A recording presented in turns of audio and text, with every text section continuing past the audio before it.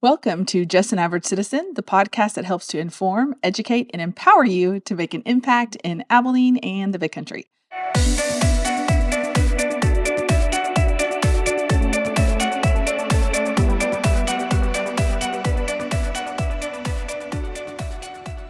When I started this journey so many years ago, I had no idea where this would take me. No idea. And I'm sitting here today in a little bit of a glitter dress, getting ready to head off to some event that I really probably don't belong at, but I'm going to anyway because I was invited and I'm going to enjoy the company and hanging out with some amazing people. But I'm so glad you decided to join me. I'm going to squeeze this in before this week gets started because there's a lot going on. And I really wished I could have gotten one out last week, but it is just literally moving at such a pace. I cannot keep up with it by myself at this juncture. So I'm just having to kind of take what I can and do what I can. So if you haven't subscribed to this podcast, please do so. You can go to justanaveragetitizen.com to find which platform you like best, because I don't know which platform you're watching it on, but we have any platform you possibly want. But also, it's really important that you share this podcast or share justanaveragetitizen.com or the Facebook page or the Instagram page. And I do post from time to time on X, but it's not quite as recognized there. I'm not as active there. But we've got to get the word out, because until we start understanding what's going on and how things are moving at a pace that we are really not ready for. I am shocked that I have come at this with such a innocent approach. Like, hey, I think the government, the city here of Abilene, I think the elected representatives here in Abilene really want to do the right thing. And everyone's just frustrated about stuff that, they could fix if they really wanted to. And we just need to start having a way to communicate about what's going on. For example, like I knew that they were going to issue another tax abatement for Lancium, although that's not what the documents say, but it is for the Lancium company before Thanksgiving. But due to the nature of what I was having to do and holidays, knowing that no one was going to pay attention the week before the week of Thanksgiving, no one's going to pay attention. And then when you get back, you're so busy with getting back from being off or busy for the last week for holidays, you're not paying attention. And so it's like this kind of, I just want to go, everybody, listen. They're moving at a pace that they know we can't keep up with. And so my basic message today on this podcast is elections matter. I would like to say laws matter. I would like to say the police matter. I would like to say the governor matters. But honestly, it's who we elect, and maybe the governors matter, but he's kind of irrelevant at this point because he's going to do his own thing. And we really have no connection with our governor, much less our president or Congress in a far off land.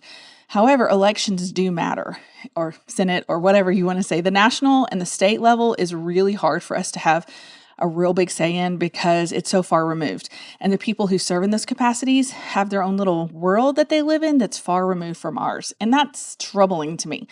I remember the first time I wanted to meet my elected House of Representatives official during before he ran for re-election, and couldn't get a hold of him, never saw him, didn't even know where to start.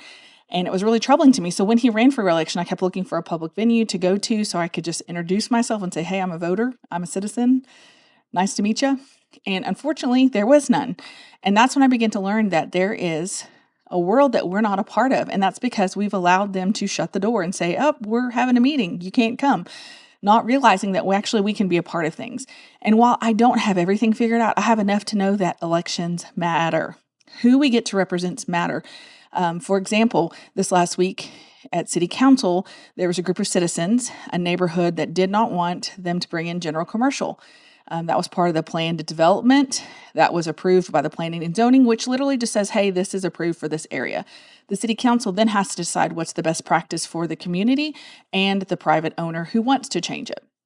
Because again, private ownership, we have the right to do certain things. But there is a difference between having the right to do it and what's best for the community to some degree. I don't want to split hairs here, but there is a difference, and there's a time where elected officials can say, listen, we know that was part of the plan, but it clearly is not something that's welcomed in this part of town. And so we have to be cognizant of those who already live there and take into consideration how this will negatively affect them. Like, for example, a guy bought a house for $500,000. He's going to make some another $100,000 improvements, and his property value is going to go down because of what's coming into his neighborhood. Those are things they have to consider and weigh at the long term. The other thing is infrastructure. If we don't have the infrastructure to support it, then it's really bad decision making to plan something that cannot be supported by what's already there. That's another area that I'm noticing some issues with. But when the citizens got up to say, hey, listen, this isn't something we want, and then the owner got up or the representation got up and said, this is fine, it goes along with everything you want, you've planned out, there was a conflict and they had to decide. And what was so disappointing to me as the elected representatives, our city council and our mayor, said nothing. They passed a motion, they made a motion, they passed it with no conversation. They didn't even acknowledge the citizens had been showing up to multiple meetings. At least some of them had attended at least 4 meetings on their own. And if you and I, who have been halfway paying attention, know what's going on, that when someone shows up, that's a big deal. But when, like, I believe there was over a dozen at one meeting and they mentioned there was 24 at another meeting, like, that is huge numbers. And yet it didn't faze them. It didn't even merit a decent conversation to address the valid concerns they had. And so it's like, okay, so what do? You can't ask them to address you. You can't force them to address you because they don't have to. They can do pretty much whatever they want to. They can go through the motions at city council meetings. They can go the motions at school board meetings. We are irrelevant unless we get people who find that the citizens do need to have a say and that they should be informed and educated so that they can understand what's going on. So this is a huge culture shift. Like, this is not something that's going to change just because we elect somebody. This has got to change because we require those elected to answer to us, which is what they're supposed to do. Now, there's legal ways that we have to do that. We can't just go up and say, you owe me this. You do it now. No. Or I pay your salary. No. We can't pull those cards. But, like, for example, I can say, listen, this is the law. You need to follow it. You didn't do it. And they're like, oh, yeah, you're right. I have to do it that way. And those are the ways we get things changed. And so I just want you to know elections matter. I already shared on my Facebook page. I'm trying to share it in other areas where I communicate with people that we have some big elections coming up in March. March 3rd is the primary. You're going to vote by party. So you're going to vote as a Republican or a Democrat, and then you're going to have different people on your ballot.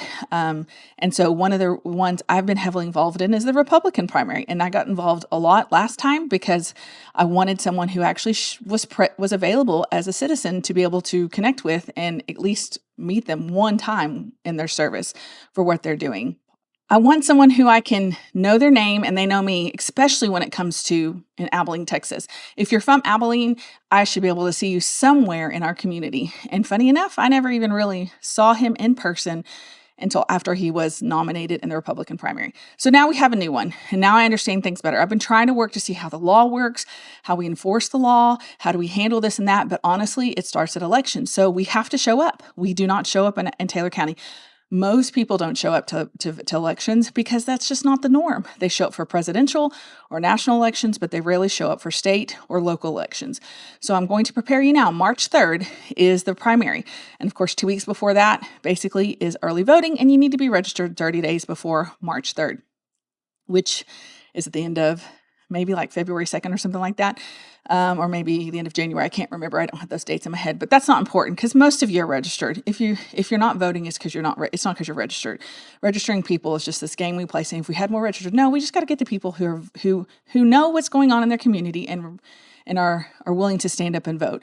So that's the thing. So there's the Texas House of Representatives District 71 race for if you live in Abilene, Taylor, Nolan, Jones, and Callahan. Then there's congressional district for the U.S. House, CD19. That is, I think, Taylor County. I'm not sure if it's Callahan. I think Callahan has a different one. I don't know the lines, but I do know Taylor is voting on their congressional district. And what's amazing is there's so many people running in Lubbock that it's going to kind of neutralize the vote. So Abilene actually has a chance to have a say in who they want to be elected. Now, unfortunately, at this stage of the game, it's most likely going to be some from in Lubbock. There's a couple of people that I think might want to be running from our area, but sadly, Lubbock has a bigger say than Abilene. So if you're from Abilene, if you haven't registered within the last 30 days, or if you haven't announced before the last 30 days, the odds are of you having a chance. It's really hard because people in Lubbock are not going to be voting for people in Abilene.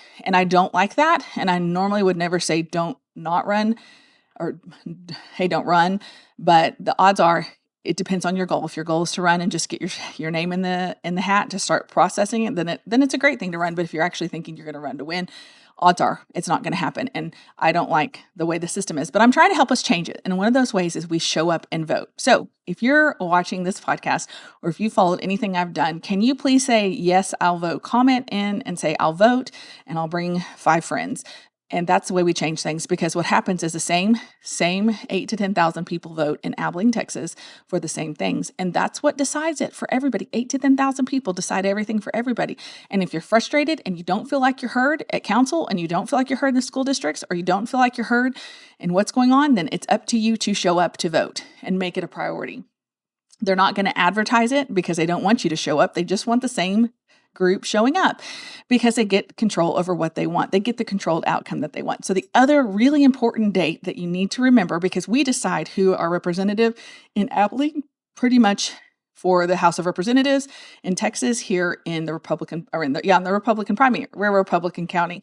The later one doesn't necessarily matter because most Republicans are going to vote for the Republican candidate. However, in May, there are city council elections. There's 2 city council and 1 mayor. And we need to start thinking about that, mainly because I think there are some people who listen to this podcast who are probably qualified to run for city council. And if you've never been asked, then let's talk, because if you've ever cared about what goes on, that's the big thing. Do you care about what's going on in our community? Then you are qualified to run for city council. Now, there's some things you have to step through and learn and maybe get better and acquainted with. But if someone who has never voted in a city election gets appointed to city council, then that's probably someone who's listening to hear you could do it too. And so, of course, I'd love to help you. It's not just about me getting my way. I want more people running, because more people means we get good, better choices. Better choices means they actually have to listen to us and be accountable to what we want, and not just do whatever they want and pretend like what we say doesn't matter. And I say that generally. I don't think the people sitting on council are bad people. I don't think they're purposely going, I'm just not going to pay attention and do what I want, do what you want, I'm doing whatever I want. I just think the system is broken. And until we start showing up to vote, we can't change the system. So those are really important dates to remember. There's multiple school boards running. Jim Ned, I think, has one. Wiley has one. Abilene High ISD has one, and others may have them. I'm just trying to keep you informed that there's so many things happening in the spring that you need to be a part of, and you need to use your voice to have a say. And then not only do you need to bring 5 friends with you to vote and to show up. And we'll be having conversations about who is running and what kind of things they stand for. But here's the deal. They don't pay attention until you show up to the polls and vote and show what you really want. That's the start. Once we get that going, then the rest is going to continue us to do more, because we have a lot of ground to recover that we've given up over the years. So I hope that it fires you up and gives you a passion to see that there is a path forward for how we can fix things, and we can do it better together. So let's join together and fight the good fight, because we've not really been taught how to do that, and that's what I hope to do in the days ahead. So with that being said, I think that's a good place to start, because there's so much going on that if we had elected officials who actually did the right thing, we would be in a much better place. And I'm really concerned with how things are being handled, not because of maybe some of the outcomes, but the way they're being handled and the lack of transparency due to some legal loopholes they're able to get through. I'm really concerned with that. So I hope that gives you something to chew on.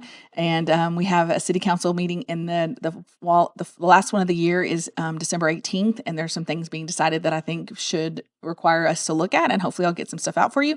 Anyway, I hope that answers or hope that whets your appetite to know that this is an exciting season to be in Abilene, in the big country. We have so many opportunities to make some real significant impacts in who we get to represent us, and how laws are passed and how they're enforced. And so that is really getting me fired up to really jump in and say, hey, let's get in, the water's fine, right? So with that being said, I hope that gives you a little bit more information so that you can be educated and empowered to make an impact in Abilene and the big country. Until next time.